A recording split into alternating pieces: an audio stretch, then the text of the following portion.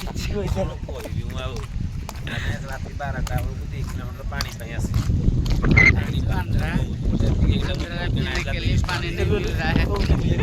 କହିତେ ଦିଅ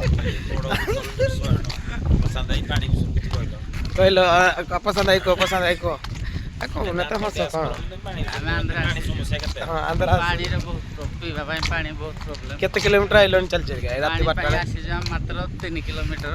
ରାତି 12ଟା ବେଳେ କିଲୋମିଟର ଗଲେ ପାଣି ଯାଇ ମିଳିବ, ନହେଲେ ଭାଇ ପାଣି ଟିକେ ବି ଏଠି ମିଳୁନି। ପାଣିର ବହୁତ ସମସ୍ୟା। ପରିବା ପତ୍ର ମିଳୁଛି କି ନାହିଁ? ପରିବା ପତ୍ର କିଛି ନାହିଁ, ଖାଲି ନାଉ କଖାରୁ ଇଏ ମିଳୁଛି। କଣ ଦେଇ ଖାଇଲ ଆଜି ସକାଳେ? କଣ ଖାଇଛ? ସକାଳେ ଇଟିଲି କି ସମର ଚଟଣି ଆଉ ଲଙ୍କା ଭାଇ ଏତେ ଦୂରରେ ପିଚା ପୁରା ରାତି ପାଇଲା ବେଳକୁ ମନେ ପକାଉନି ଆଉ ଇଏ ଖାଇଲ କି? ଆମର ଯୋଉ ଆଜି ଦ୍ୱିପହରେ ମନ୍ଦିର କଣ ଦିଆଗଲା? ମନ୍ଦିରରେ ଯାହା ଦେଇଥିଲେ ଭୋଗ ଠିକ ଥିଲା। ଭୋଗ ସତରେ କଣ ଥିଲା? ସେ ନାଁ ଟା କଣ କୁହ? ଭାତ ଆଉ କଣ ଥିଲା? ଭାତ ନାହିଁ, ଅନ୍ନ ଥିଲା। ଅନ୍ନ ଆଉ ଅରୁଆ ଅନ୍ନ ଥିଲା। ଆଉ ତା ସାଙ୍ଗକୁ ସମ୍ବର ଚଟଣି ଟିକେ ଥିଲା, ଆଉ ଗୋଟେ ନଡ଼ିଆ ଚଟଣି ଥିଲା, ଆଉ ଗୋଟେ କଣ ଚଟଣି ଥିଲା ସେଇଟା ମୁଁ ଜାଣିପାରିଲି। ଆଉ ଗୋଟେ ଭଜା ଗୋଟେ କଣ ଦେଇଥିଲା ଯେ ସେ ପୁରା ଆଉ 12ଟା ବେଳେ ପୁରା ଶୁନଶାନ ଆନ୍ଧ୍ରପ୍ରଦେଶରେ ଆମେ ବୁଲୁଛୁ। କେହି ଲୋକ ସେ ଦୋକାନ ପତ୍ର ବନ୍ଦ ହେଲାଣି। ଆମେ ଆସୁଛୁ ପାଣି ନେବା ପାଇଁ। ମୁଢୁ ଗଳି ଗାଲୁଆ ଦୁନିଆରେ କିଏ ନାହାନ୍ତି।